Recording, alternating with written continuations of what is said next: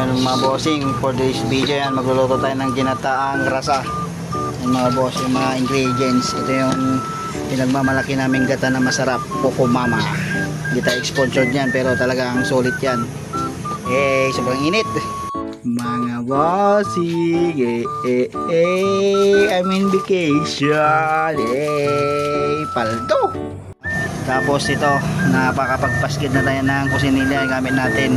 So matagal na sa atin yan mga boss. Yan o. Yung. Siyempre hindi mawawala yung mga pampalakas natin. Redos tsaka yung tuba ito. Ayan, isat na si Mrs. O yun mga bossing eh. Yun. Luya. Ang patanggal ng lansa. Kahit hindi malansa yung rasa natin. Mekos-mekos, pampabango sa ating rasa. Sibuyas tsaka bawang. Ano? Yun. Kapag brown na mga bossing, ilatag na natin yung rasa natin mga bossing. So mga 6 na piraso yan.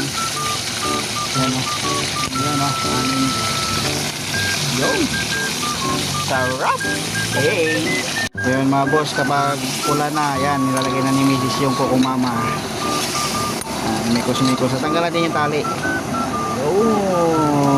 Hintayin na lang natin yan kumulo. Tapos pag kumulo yan, okay na.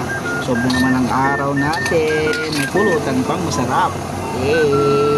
So yun mga bossing, nilagyan ng magic sarap tsaka paminta yan mga boss. So sob-sob na yan. Mikos-mikos na lang natin yan. Yun.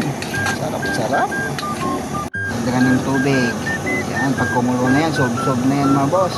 So yun mga bossing, yan o. Kapag pula na, okay na yan mga boss. Kasi kumulo na. So kapag nagustuhan nyo itong video na ito, bakasan nyo na para yung mga ibang followers natin magpunta sa inyo mga bossing. Peace out. Paldo.